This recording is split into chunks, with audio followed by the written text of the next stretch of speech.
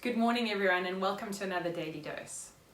I don't know about you, but when social isolation started, I was overwhelmed with such a tiredness, a physical bone tiredness, a weariness, desire to sleep.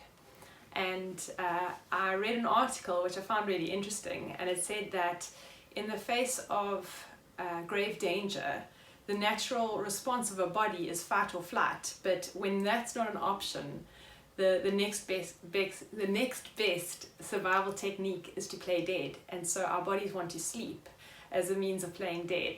Now, I don't know if that is true or not, but what I have found is that over the last few days my energy's been returning and I'm feeling like more and more of my old self.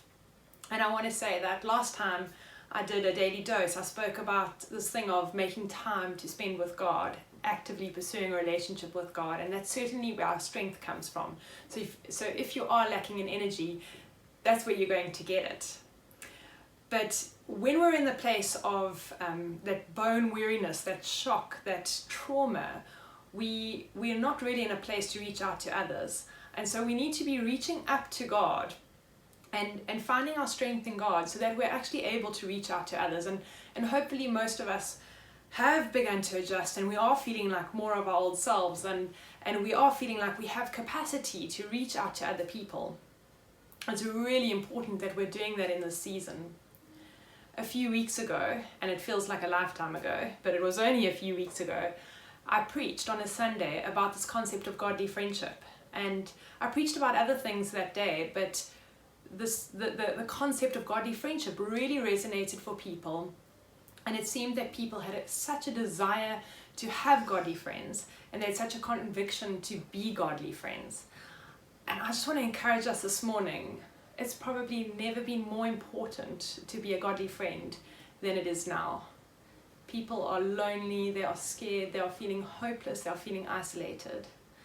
And as believers in Christ, we get to come and spread peace and love and joy and a sense of hope. We get to pray for people. We get to lift their spirits.